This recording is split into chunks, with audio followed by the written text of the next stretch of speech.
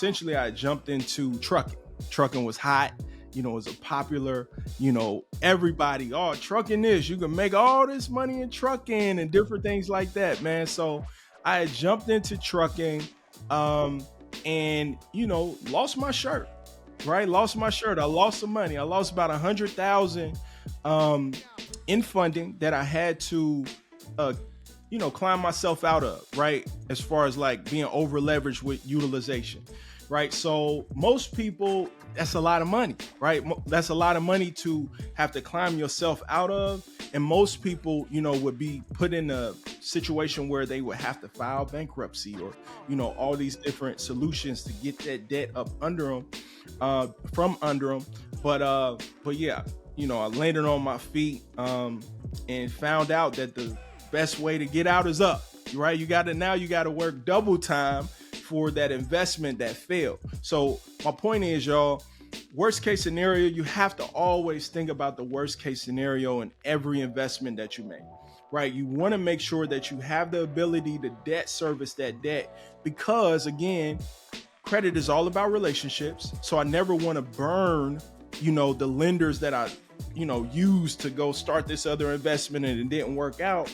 I never want to necessarily burn those people. So primarily, you just have to, make sure that you have the ability to debt service it in a worst case scenario standpoint, no matter the situation.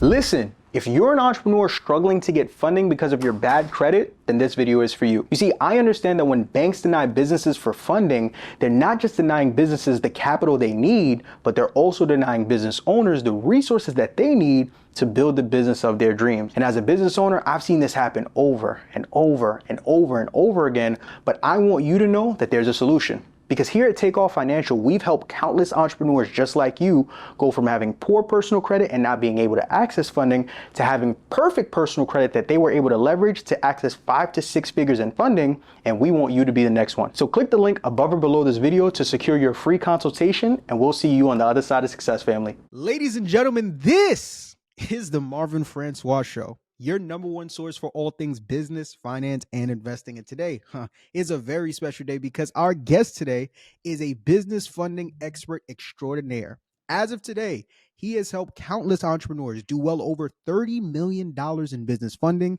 educated the masses on how to leverage credit to increase their income, and provided free value information to help business owners access unlimited amounts of capital through platforms like Instagram, TikTok, and YouTube. And today, he's here to do more of the same. Ladies and gentlemen, from Cincinnati, Ohio, I am here with the one, the only, my guy, Mr. Solomon Woods. What's going on, family? How are you? What's up? I'm doing phenomenal. Thanks so much for having me.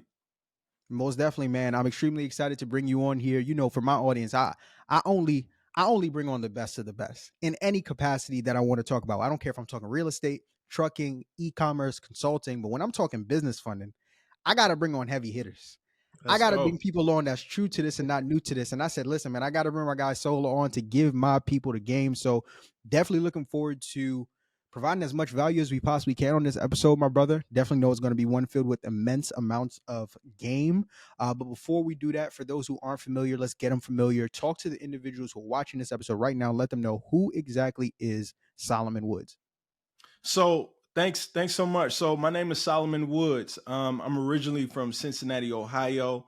I would say Chicago raised me, man. I spent 10 years in Chicago, and that's the reason why I'm here where I am. It opened up my mindset. It took me from the small town mindset to, big city dreaming, big city, sky's the limit type of mindset. But yeah, I've been through all type of different things, learning this information, about three and a half years ago at this point.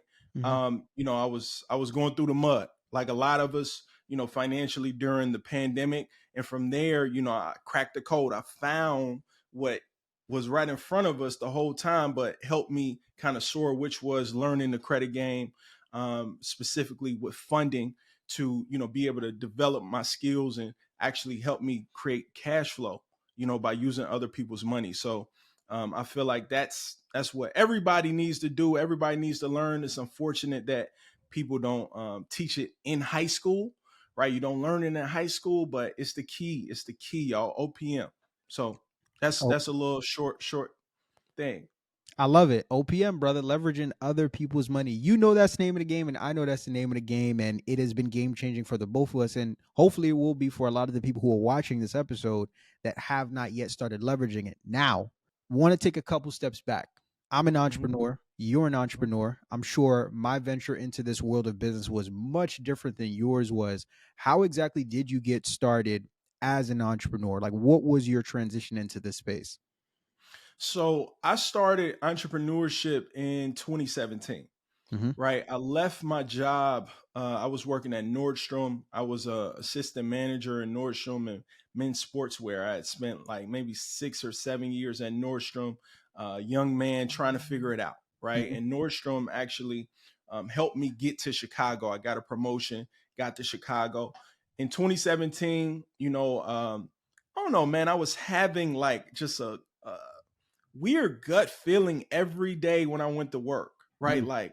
Like knowing like in the pit of my stomach, like I'm not supposed to be here. Right. I need to try something new. I need to get out of this. I just was feeling stuck in a Mm-hmm. bad position. And they say trust your gut. And I did. And essentially in 2017, I discovered the gig economy, side hustles, Uber. I was doing Amazon delivery right out of my car, transition in that way. And, essentially I was using that vehicle, the gig economy, to get myself into real estate, which I did, eventually get into real estate. And, that I would say that was primarily like my main transition from, work and seeing other opportunities, not even realizing that you can make money outside of a 9 to 5. Like that's how far my blinders were on. I wasn't exposed to other opportunities to make money out of the 9 to 5 until I heard about the gig economy and started dibbling dabbling and getting out there. So that was my intro to entrepreneurship. Got you. So essentially making that transition from Nordstrom, you get to that point that all of us at entrepreneurs got to, in our last 9 to 5 job, and just knowing that there's more, right? There's this For glass sure. ceiling above us. We're doing all right. We're able to, make some money, take a little trip here and there, but there's more, right? That's out there for us. And it's just not in this 9 to 5 that we're working on a day to day. In your case, you trusted your gut, you took that next step, dove into the world of entrepreneurship. You're jumping all around, in this gig economy space. How do you now stumble across business funding? How do you stumble into OPM? So again, in during the pandemic, right, March 2020, couple things happened, right? Not only was the world outside, falling apart, right? Folks Mhm. were walking around with all type of crazy gadgets and gadgets in the grocery stores trying to cover up from, what we didn't know about was, the coronavirus. So during the pandemic, at the start of the pandemic, all my income was connected to outside, right? I was doing wholesaling, real estate, and I was still doing the gig economy work on the side to make ends meet until my, real estate would take off, right? Right. And at that point, in March 2020, outside got cut off from me, which my income streams went with it. Right. At that point, I was looking for other opportunities to make money just in general. And the only way you could make money if you didn't, unless you had a 9 to 5 job which you can work remote, was to find online hustles, online, streams of income. And what's funny is during the pandemic, you remember when everybody was going crazy over the toilet paper? Facts. Yeah. Like people were like buying toilet paper like left and right and all this stuff. I started a toilet paper flipping business, right? I was one of those guys that was I was one of those guys that was, price gouging toilet paper, right? That is so Fools were funny, out dog. there paying, $30 for a $5 roll of toilet paper, and I was cashing in until eBay shut me down, right? But at that point though, I made like 2 or 3 grand in like 2 days or something. I'm like, holy crap, I need to figure out this online stuff. And at that point, it really opened up my mind like, yo, like I have to, online is where it's at, right? Right. If you're not making money online, some way, shape, or form, you're literally like wasting your time because we spend so much time connected to our phones and, Right. the internet and different things like that. So that really, the pandemic was the time that really opened up my eye. Couple months later, baby on the way. In March 2020, that's when I found out I had a baby on the way too, during that financial, issues that I was going through. And primarily, I just ran across an ad, right? I heard about credit. I had my first introduction to credit when, Jay Morrison and Will Roundtree were doing their tour back in like 2017. That was the first time anybody told me that you could use credit to like buy assets and different things like that, right? Right. But in 2020 it clicked again, like, okay, you have some skills with wholesaling real estate, but why aren't you making money? Because you're missing out. You don't have money. So how do you get money? Right? Let's figure out this credit thing. Ran across an ad. Somebody was talking about leveraging credit, jumped in the program, and jumped in to the webinar, started learning like, okay, this is a great mentor, getting some game, getting some gems from them, jumped into a program, and then the rest is history. So literally it just happened by chance. It's a saying that says when the student is ready, the teacher will appear. Fact. And indeed it did. Indeed it did. Indeed it did. And now fast forward from then up until now, man, you have had tremendous success in the space. But for me, I think what's bigger than that, it's easy for you to do it for yourself. It's a whole other different level when you're able to put people in position to take the information you've been able to get from your experience so they can go out and do the same. Talk a little bit now with you having the years of experience in the space, having this success in space you've been able to have, some of the results that individuals who you've mentored, individuals that you've put in position to learn about the power of business funding have been able to do themselves. For sure, man. It's a lot, man. So I would say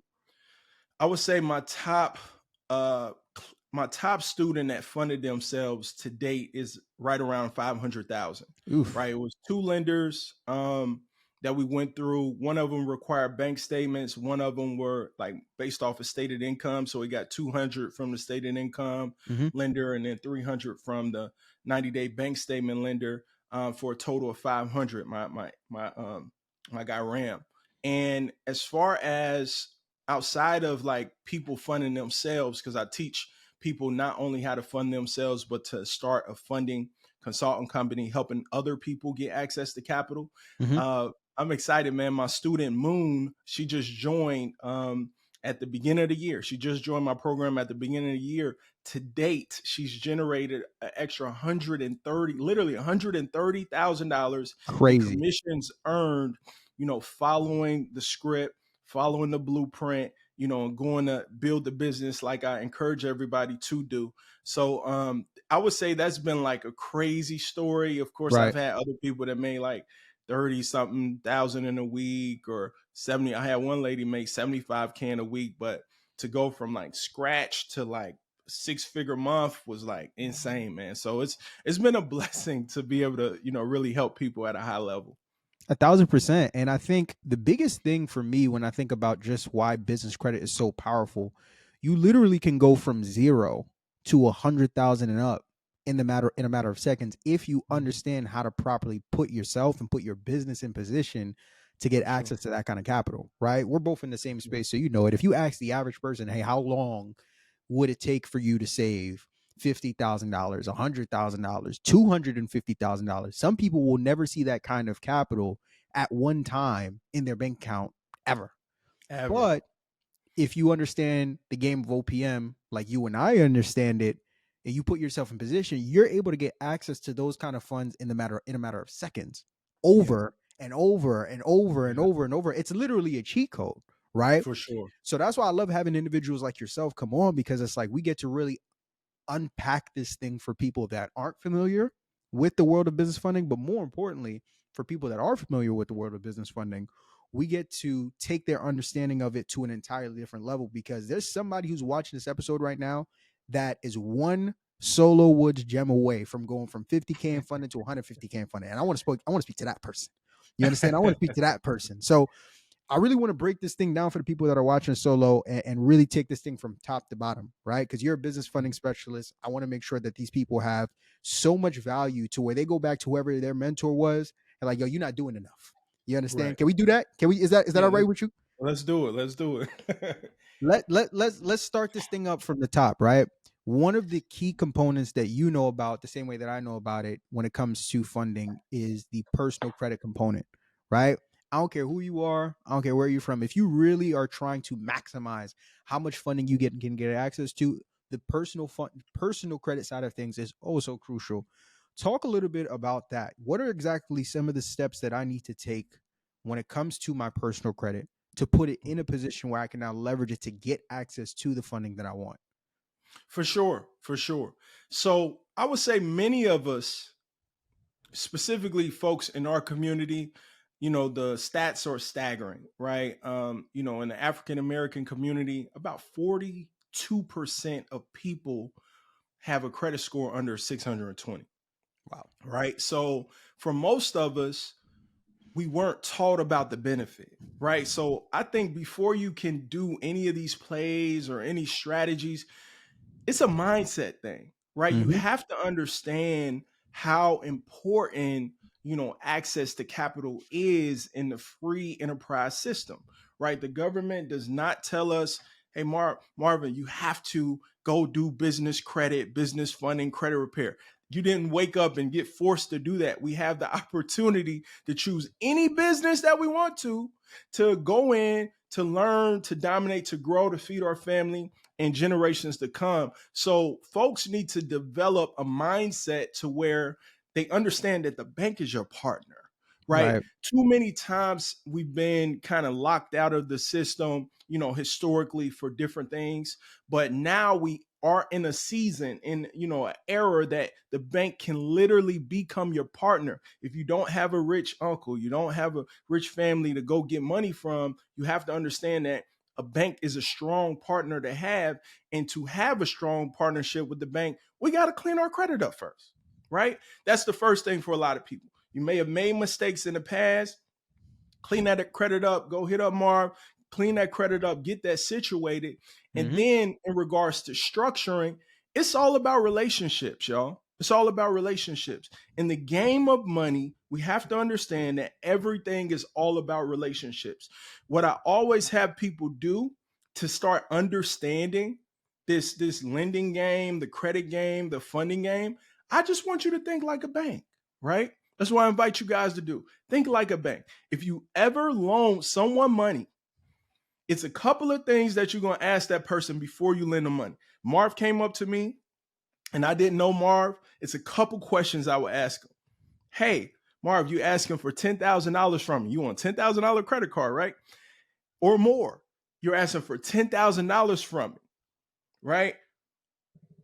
From a local, just a basic lending standpoint, I would ask Marv, who can vouch for you, right? Who do you know, just like a job application, who can co-sign, who can refer, you that says that you are a good candidate for this job. You a good candidate for my money.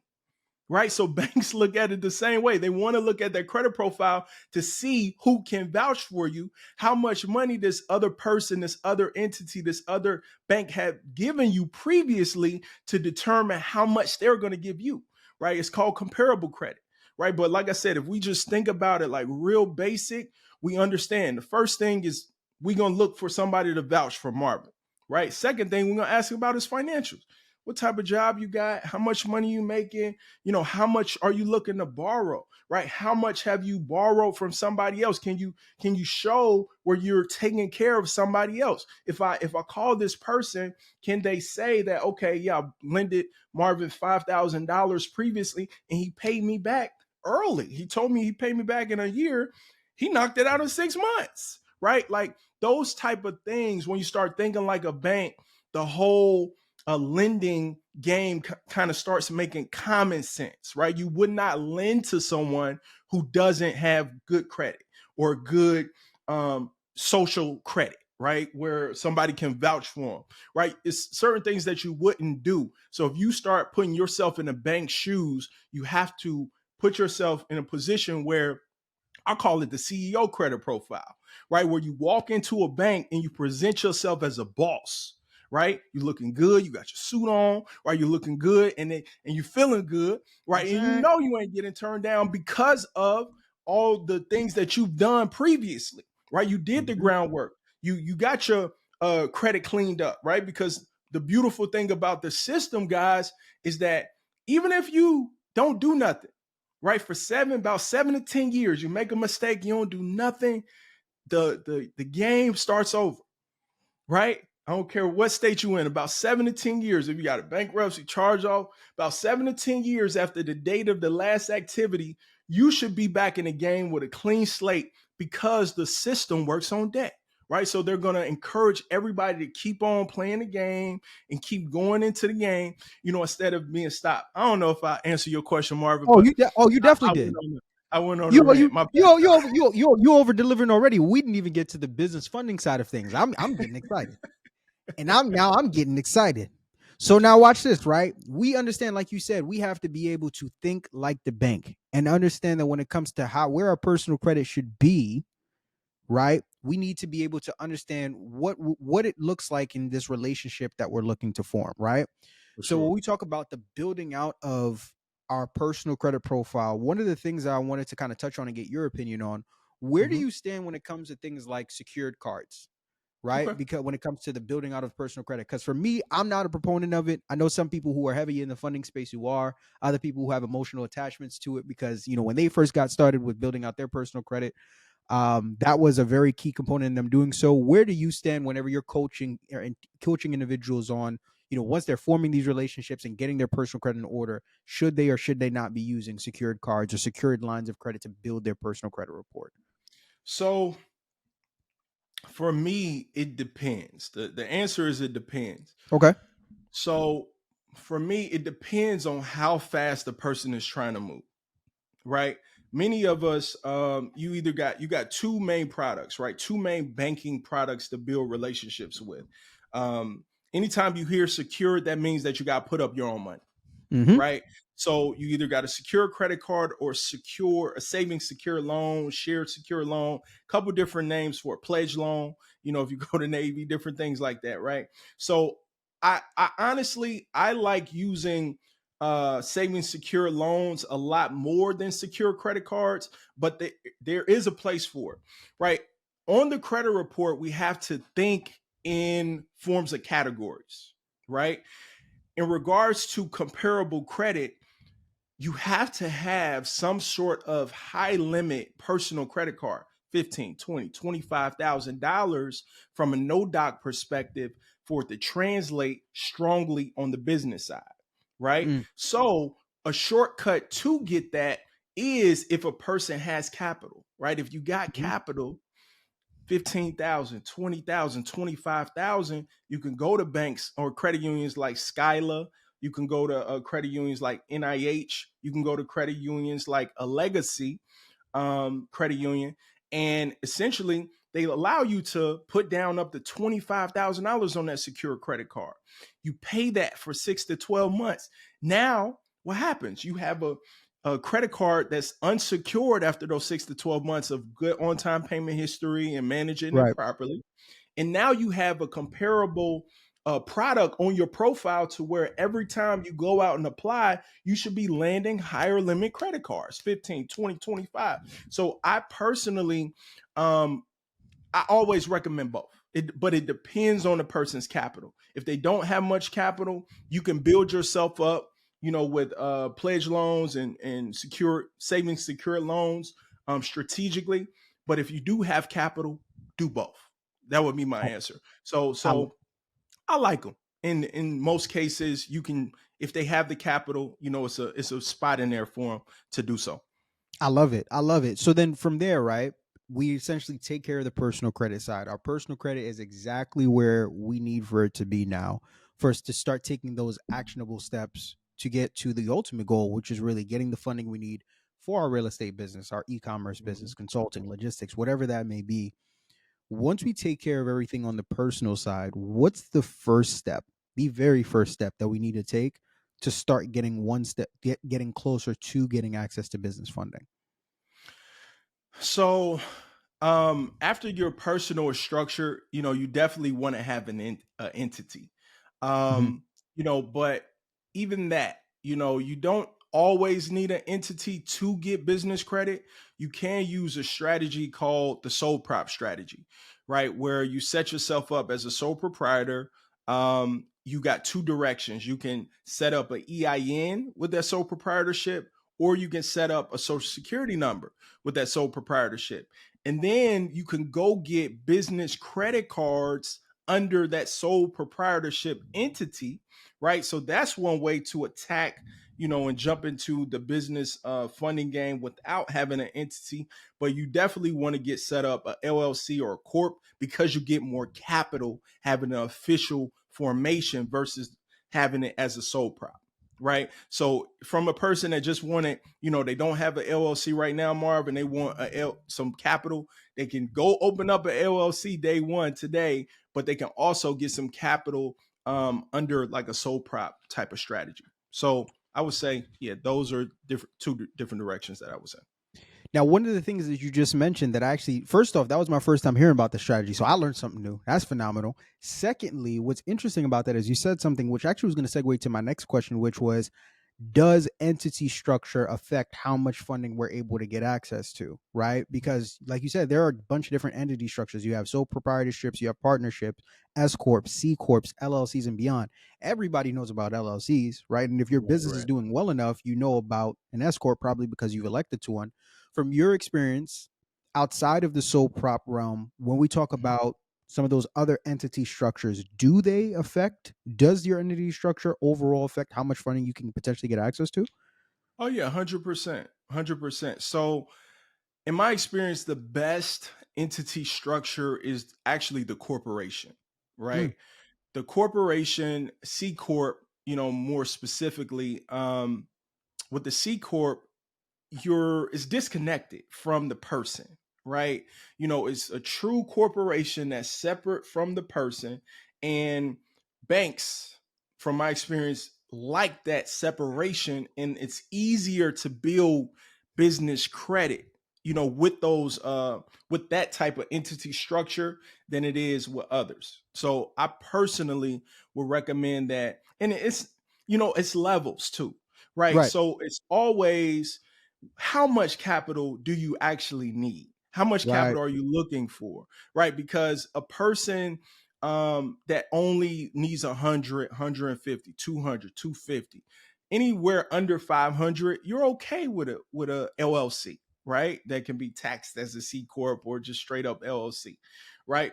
But when you start doing bigger deals, you're doing bigger things just in general, then you may consider a corporation, um, just in general, to be able to get qualified for bigger amounts of funding. got you. So we understand that first step we need to take is getting the entity. We get our entity based off of how much funding we're looking to secure, whether that be an LLC, S corp, whether we want to run the sole prop strategy, right? Mhm. And the entity has now been secured. Now, from there, once we get the entity, one of the things I wanted to talk to you about that is very privy to the funding space, bank tiers, right? Okay. Could you talk a little bit about, for those who don't know, what bank tiers are and why they're so important when it comes to the business funding process? For sure. So banks are tiered in about four different tiers. Tier one is your national banks, Chase, Wells Fargo, right? Tier two is typically your small banks. That can be your small local banks, and it could be your small national banks like US Bank, BMO Harris, PNC, the ones that cover Truist, ones that cover like, a bigger geographical area. Hmm. Tier three is going to be your credit unions, right? Hmm. And whether it's national credit unions, local credit unions, and tier four is like your, alternative lenders in that space. That can be like, your store cards, Elon Financials. A lot of that stuff can be wrapped up and be trash, at certain points building the profile. I Okay. I primarily, I love when I'm building the profile, I love using credit unions And Okay. the reason being that I love credit unions is they allow you to do what's called double and triple dipping, right? So Okay.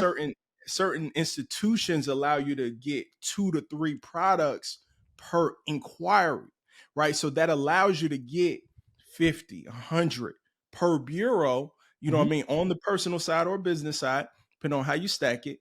Um, Utilizing those credit unions. But I primarily like building up the profile with credit unions personally. That's just me personally. Mhm. But the second part of your question, which was well, I actually re-ask it because I get carried Yeah. away. So I essentially, rambling. now that we understand what bank tiers are, why are they important to the funding process? Why is understanding what bank tiers are important to the funding process? Well, because it kind of gives you many options, right? Let's say, for instance, the average person is going to go out to Chase. The average person is going to go out to Wells Fargo, Citi, the main banks. But after you tap into the main banks, you have to understand, especially on this journey as an entrepreneur, you have to understand what your other options are, right? So many people, I guess, discount and don't really think about small banks or credit unions when they're thinking about funding. But traditionally and statistically, about 45% of all lending in America is done by small banks, right? So you really, especially on the business side, you really want to be getting in good with small banks. And then also another statistic, most of the banks that guys are running around yelling, no doc funding, no doc on the business line of credit, and all this stuff. If you look at the data there, most of them are small banks, right? Most of them are small banks. It's not many, it's a couple, but it's not many of the tier one, banks that are allowing individuals to, get a line of credit and a credit card without with little documentation or stated income and different things of that nature. But yeah, small banks is definitely where it's at just in general. Go ahead. No. Okay. Okay. So then now, one of the things you mentioned that you love credit unions, right? Mhm. From my experience being in the space and your experience being in the space, those tier two and tier three financial institutions are like hidden gems, right? Mhm. Because, like you said, most people are privy to tier ones. Like everybody knows a Chase because Chase is available in every city, state, and zip code. Wells Fargo, Bank of America. I can go on and on and on and on. But those tier two and those tier threes, and I know, are a lot more favorable to entrepreneurs that are looking to get funding because they're in competition with these other banks. They have way more lenient underwriting to where if we're only able to get 5 to 10,000 from Chase, a PNC, a Key Bank, a Truist, right? Just to name a few, right? If we want to do credit unions, a Digital Federal Credit Union, and I saw Federal Credit Union, I can go on and on. These banks are going to throw us a back, which is what we're Right. looking for, which is what we want.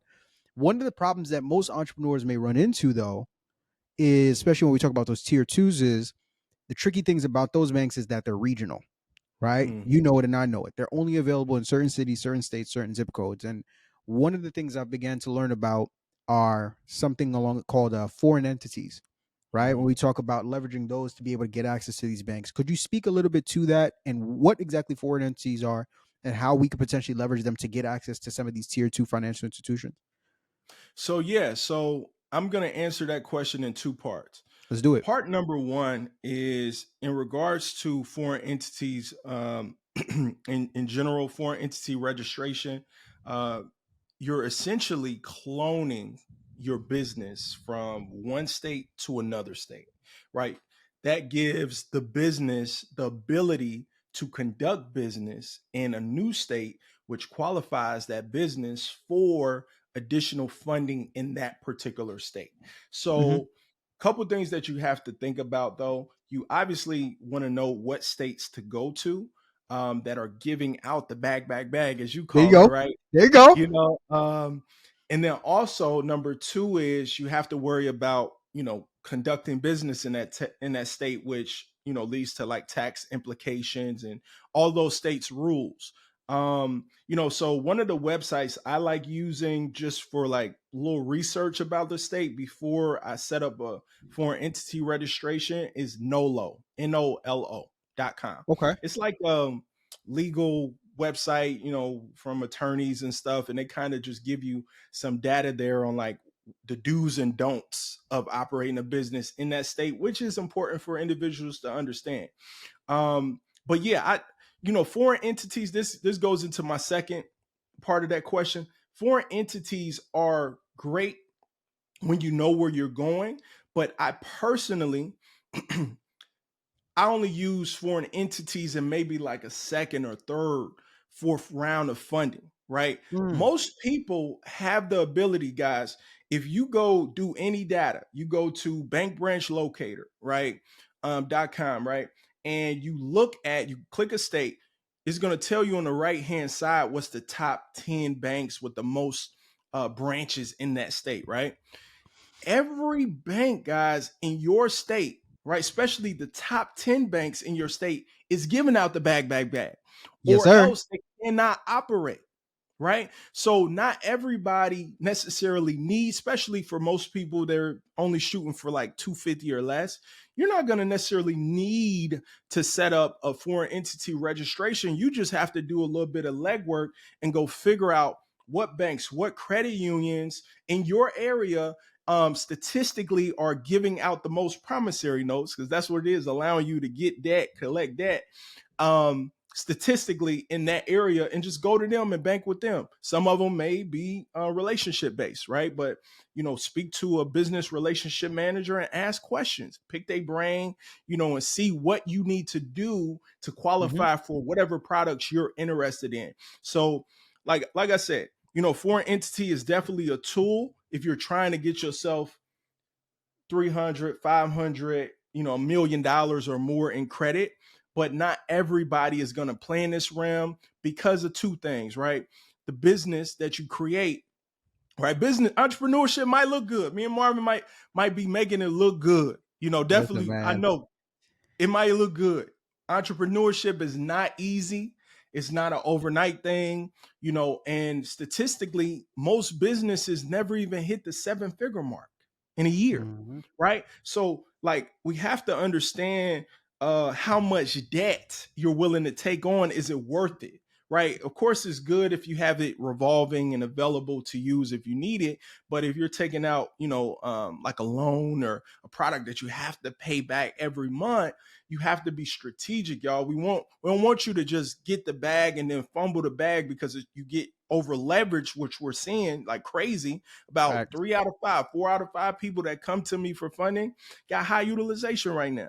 Right. So we're seeing people get over leveraged in this economy. So be strategic with your credit. That's all I'll say. 50% of businesses fail within the first 5 years, and 38% of those businesses fail due to lack of access to capital. But 100% of business owners who are watching this aren't going to have that issue, because I'm about to teach y'all how to bankroll your business. What's going on, family? My name is Marvin Francois, and back in 2020, I was a new entrepreneur with little to no idea on how I was going to build my first successful business. But fast forward a couple of years later, I've been able to build multiple successful six-figure businesses by leveraging business credit. And today I want to give entrepreneurs the game on how they can do the same. So this Thursday, I'm going to be hosting my free Bankroll Your Business Masterclass, where I'm going to teach you how to go from having bad personal credit and little to no business funding to having perfect personal credit and access to a minimum of $50,000 in funding for your business. Spots are going fast and the clock is ticking. So if you haven't already, click the link above or below this video to secure your seat, and I'll see y'all on Thursday. Peace. 100%. Yo, that was very well said. And for me, that creates a great segue, because like you said, especially in this social media age that we live in, there's so many people that are giving out plays. Let's call it that, right? So many different plays and so many different strategies and ways to maximize the amount of funding we get access to. But not all plays are created equal. You don't have to run every single play. You do not need every single strategy. A lot of times, right, to your point, people think, okay, I need 18 foreign entities. I need relationships with 50 banks. And you asking me like, all right, well, how much funding do you need anyways? Like, oh, I need 25K. Family, you don't got to do all this if you just need 25K. Like, you're doing a lot for a little. You understand? For sure, for sure. But that is the reality for a lot of business owners. And once again, that's why I wanted you to be able to come on here and break this down to demystify that, so people understand, like, hey, if you're not looking for a certain amount of capital, you don't got to stretch yourself that thin to be able to find the $50,000, $100,000, even in some cases $150,000, and it's slightly higher than that. But that's another great segue to another question that I would have for you, which is like, all right, cool, we understand that. From your experience now, when we talk about some of these people that think they need to do a lot more to get access to Mhm. funding than what they actually do, what are some of the other bigger mistakes or biggest mistakes that you see a lot of people, whether they're new in the space of getting access to capital, or they have a little bit of time under their belt, maybe even mistakes that you've made, right? Right. That you want to make the audience wary to, so that they don't make those same mistakes going into this process. For sure. The main thing that people need to be really focused on in this economy, no matter what industry you're in, what you're doing, is your ability to debt service, right? In 2022, 2021, I had my first, great year. I was making money. I was rolling. I'm confident. My ego's up. Oh, solo the funder can do anything, right? And essentially, I jumped into trucking. Trucking was hot. It was a popular. Everybody. Oh, trucking this. You can make all this money in Hey, trucking and man. different things like that, man. So I had jumped into trucking. Mhm. And lost my shirt, right? Come on Lost my now. shirt. I lost some money. I lost about 100,000 um in funding that I had to uh climb myself out of, right? As far as like being over leveraged with utilization, right? So most people, that's a lot of money, right? That's a lot of money to have to climb yourself out of. And most people, would be put in a situation where they would have to file bankruptcy or Hmm. all these different solutions to get that debt up under them, from under them. But yeah, I landed on my feet, and found out that the best way to get out is up. Right, you got to work double time for that investment that failed. So my point is, y'all, worst case scenario, you have to always think about the worst case scenario in every investment that you make. Right, you want to make sure that you have the ability to debt service that debt, because again, credit is all about relationships. So I never want to burn, the lenders that I, used to go start this other investment and it didn't work out. I never want to necessarily burn those people. So primarily you just have to, make sure that you have the ability to debt service it in a worst case scenario standpoint, no matter the situation. And that's something that I had to learn. I was considering moving out the country at one point. I was about to take my family. I was about to take my family, but I'm so serious. That's how critical it was, right? I was going to take my family out of the country and we were going to live in Colombia. We are going to live in Colombia. We are going to go to Mexico. We was going to bounce around and stuff, right? Because Yo. I still had the ability to make money online, but I was looking to cut expenses, right? That's another thing. Like, this me being real and vulnerable and transparent. So I want you guys to think about that on that journey. Like, it was getting real. I wouldn't never would have moved to like Alabama or back to Ohio or somewhere. I was like, man, I'm about to take my family on the road. We're about to go see the world while I'm working through these financial struggles. But again, Yo. I just kept investing in myself and learned more and got better. And now it's I history. you I cannot put into words how thankful I am that you said what you just said, because I've talked about it myself. I remember one time I was doing a consultation call for a funding program that we have in our company, and I get on the phone with this young lady, and I'm asking her, these questions. I'm like, so what are you looking to do? She's like, well, I want $100,000 in funding. I'm like, all right, cool. Okay, well, why do you want that funding? She's like, well, I want to start a candle business, and I'm gonna get this 100,000, and I'm gonna put I'm gonna get 50,000 on payroll, and I'm gonna spend 30,000 on marketing, and I'm gonna do this. And it's like, that's how I know you're not even ready to get access to that amount of capital. Just listening it, because you do not need $100,000 of debt to Mm-hmm. start a candle business. But moreover, even if you do, there's another side to that. There are a lot of benefits that come with getting access to capital, like we talked about earlier in the episode. You're if you're structured properly and you're in position, you can get access to a ridiculous amount of funds. But guess what? Mm-hmm. Once you leverage that debt, and you found out the hard way, and I know, you're gonna have to pay that back, whether you get a return on that investment or not. Point blank, Right. period. Right. So I think that that's the side of funding that a lot of people that doesn't make it to Instagram. right? The L's that most Yep. people go through. You get the 100,000, the 150,000, the 200,000, and if you're not smart and you don't know what to do with it more, or you over leverage yourself and you invest more than you can, afford to lose. Now Correct. you go from, trying to create a 7-figure business to now you in 6 to 7 figures worth of debt. Yeah. And you don't have a iota under the sun on how you gonna pay that thing back. Yeah. You Yeah. don't talk about that, but it's That's a real. fact. That's a fact. And the solution that I found to those for that situation, hindsight is always 2020, Mhm. right? What I found, the solution that I found is if you're going to jump into entrepreneurship, obviously you need a great mentor, Yep. to direct you on wherever you're trying to go. But number two, as a safety net, why not buy something that's already making money, right? Mhm. Buy a business. If you need 250,000 for your idea, why don't you go look and see if you can buy a business for that 250 that's already making money so the business can service the 250 that you take out, plus you have a system that's already created that is already making money. All you got to do is improve that system and then you good, right? Instead of me starting that trucking company with two other partners, we put all that money up and took the L. Instead, like, it would have been better if we took that money and dumped it into a trucking company that was already making money. You know what I mean? So that's another thing people should consider. To look into a business that's already making money as a safety net because it already has a system. It got employees, it got structure most of the time to be making money already. And that's another side of entrepreneurship that people don't talk about. Like, all the ideas sound great. Yeah. E-com, trucking, real estate, but they don't talk about all the people trading stocks. They don't talk about all the people that have been in a situation where they over leveraged themselves, had to file BK and start all the way over. You know what I mean? Or just over like, I hate it to be paying all that freaking interest. You know what I mean? But you learn from your L's. You know what I mean? Right. Gotta learn. So That's it. That's it. And like you said, luckily for you, um, it was a test that now you could use as a testimony there you for go. other individuals that are coming up under you and also trying to get access to funding to where they're able to see through you. Hey, there's two sides to this coin, right? It's not all For sure. all sunflowers and roses. And I think that's important.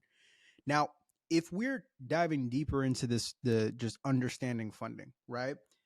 Let's talk a little bit more about funding products, right? Okay. Because and I know it's not all just business credit cards, right? There are Mm-hmm. also lines of credit. We talked about it earlier. There are also, there's corporate credit. There are, lump sum one-time installment loans when it comes to funding. So if I'm someone that's looking to get access to capital, does the type of funding product that I should be going for vary depending on what I'm looking to use the capital for, or does it not? So the answer is yes. It does vary based on what you're looking to use the capital for. But the reason why I do like business credit cards so much is because of the flexibility, right? It's the only product on the marketplace that you can get a 0% interest anything for 12 months, 18 months, right? A lot of people, like, hey man, I got all these credit cards. What I'm gonna do with some credit cards? Not knowing that they can, use different websites like plastic.com, bill.com, melio.com to send money. If you need cash, send money to somebody else that you trust, or send money directly to a contractor, or whoever you're paying. You can even close on freaking houses using a credit card, with services. They can send the title company an ACH, a wire. Like, credit cards are definitely flexible. Now, if you need cash today, right now, of course, you may want to look into a term loan or a line of credit that's revolving.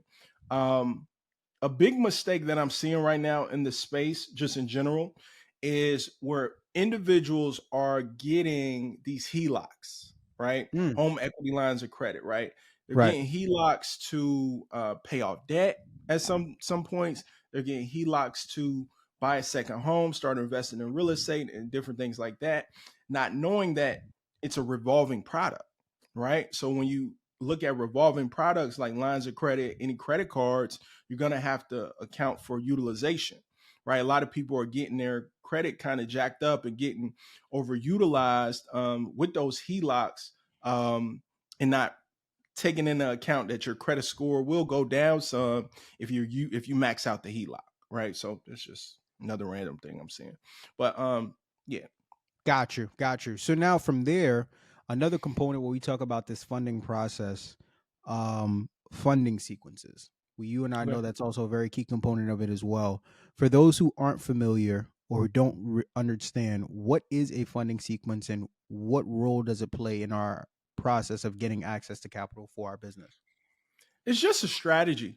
It's just a strategy to learn what or know where to apply for, like where to apply at, Hmm. um, what products to apply for, and when to apply for. Those are three like common and big pieces to developing a funding sequence Hmm. to have the best results, right?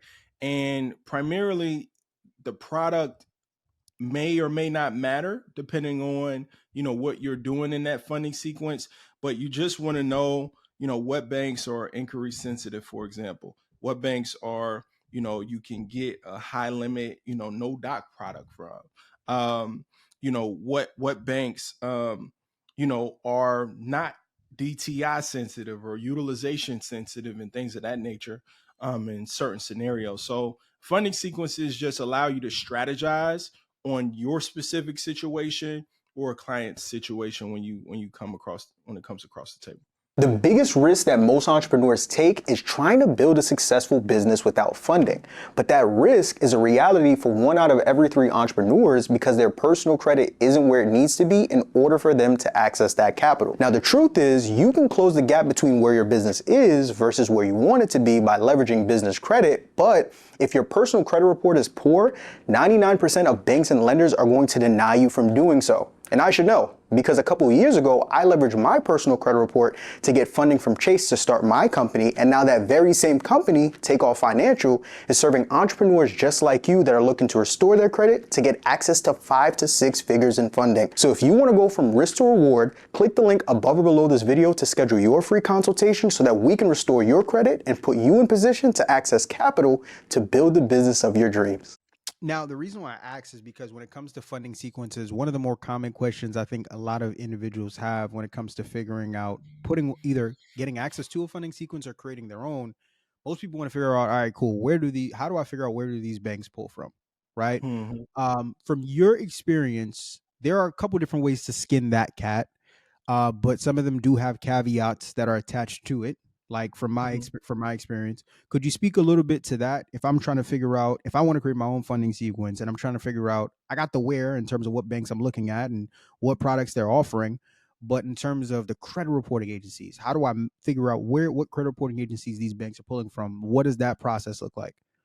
The easiest and most simplest way to figure out where they actually pull from is by picking up the phone and calling. Right? That's the easiest way. Like, if you want to find out where the bank pulls from, pick up the phone, call them.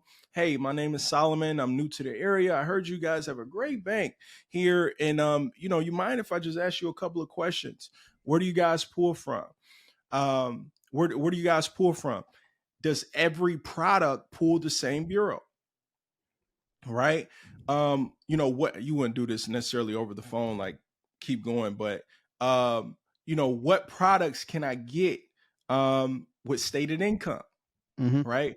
My tax guy's working on my taxes right now, have them done here momentarily, but I'm wondering, like, I need some cash now. Like, what products here can I get with stated income and how much can I get before I have to provide my financials, right? So just a couple of key questions that you want to ask any bank, any credit union, any institution before you jump in, just so you can build out that proper funding sequence and know, like, okay, I can go potentially, based on my credit, I can go potentially get up to 50K from here or 30K from here. Then I go to this next one, stack another 30 and so on. Got you. So then Now, from there, right, another myth I want to tackle when it comes to the funding process, and this was something that was very prevalent when I first got into the space. From your experience, when we talk about the application process, have you seen a difference in approvals and how much you're able to get approved for when it comes to applying in person with actual bankers versus applying online? Because when I first got into space, the rule of thumb was you got to apply online at 3 o'clock in the morning because that's when the computers are going to be there and no, you don't have to deal with a physical person. And not only you're going to get Right. approved, but you're going to get approved for more funding. So what has your experience been when it comes to that? Is there truly a difference when it comes to how much funding we can get approved for when we're applying online versus when we're applying in branch? The answer is it depends. It depends on the bank. It depends on the institution. Some places will allow you to do a low doc product in person and ask for full docs online, right? And vice versa. So the answer is it depends, but what we're seeing the most success with in our business is building relationships, guys, right? You should have a relationship, a strong relationship, right? From certain institutions so you can maximize it, maximize the product offering. And not all bankers are, you know, eager or looking to grow. A lot of people are just cool at their job. They want to make their money and they cool. So I primarily like looking for eager people. If you're an eager person, you seen this episode, hit me up, man. I'm looking to build with bankers, There you right? go. So but yeah, we're seeing that it's relationship based. You get insight that you can't Google and you can't look up online. You get insight from directly from the bankers on what type of ratios they're seeing in different industries in regards to, like, income amounts, and what type of approvals can get spit out of the system based on that application. You get to know like different type of products, just in general, that you may not be able to read and understand fully online. Yeah, so I'll stop there. I was gonna go into another anecdote, but yeah, that's primarily we're seeing it's relationship based now, more now than ever, more than now Beautiful. than ever. It's relationship based. I love it. So then from there, we talked a little bit earlier about foreign entities. Another thing I wanted to get your take on when it comes to the funding space, I've also heard rumblings about shelf corps and how Hmm. essentially you have people that are buying these businesses that are sitting on shelves and that are X amount of years old, and you could buy it, make yourself the owner, and then you leverage that shelf corp to now go to these banks with this corporation and get access to 10K here, 50K here, 100K here, and beyond. Do you have any experience dealing with shelf corps? Is there any truth to dealing with this strategy when it comes to For sure. maximizing how much funding we can get access to? Absolutely. So yeah, we deal with shelf corps all the time. It's it's it's something. It's a tool. Everything is a tool. Foreign entity is a tool. Shelf corp is a tool, right? These are just different tools that you use in your toolbox based on the situation. Shelf corporations, where we're seeing the most success with shelf corporations, is no doc products, right? A lot of people are looking for no doc funding. That's your business credit cards and business lines of credit at some institutions, right? So that's where we're seeing the most success with shelf corporations. But again, you want to make sure that the corporation, any corporation, is structured properly, and actually has business credit built. You want to make sure that it's clean. We typically source shelf corporations directly from the original owner. And that's a great way to source them, just so you can get the inside take on what was going on with this business, before you buy it. But yeah, shelf corporations, we're seeing the most success with shelf corporations with, business credit cards and business lines of credit. And it's definitely just a tool that you use in certain situations. I always encourage people with, like, businesses under a year old that doesn't have any revenue.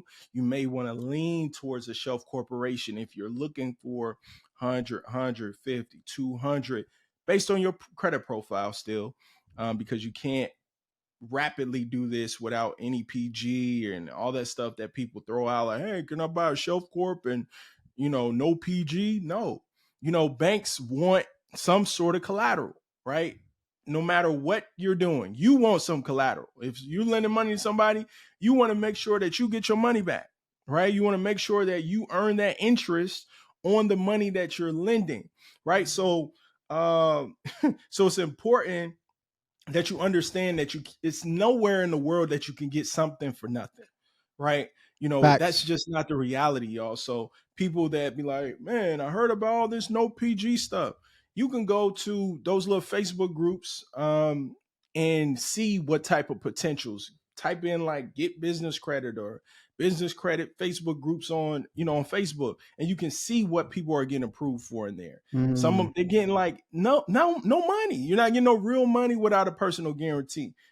And a lot of the personal guarantee products, y'all, no PG products, are revenue based, right? If facts. you don't have, if you can't personally, or you don't want to personally guarantee as a owner of that business, then your business have to be strong enough to, again, debt service, right? Debt service the money. So until the bank actually determines that your business is strong enough to debt service, you're not getting no real money with Come on no now. PG. You might go grab a uh what they be doing, the Sam's Club, like that.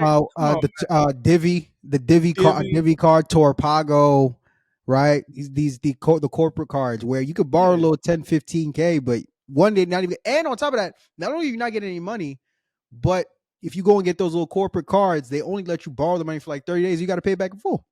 exactly.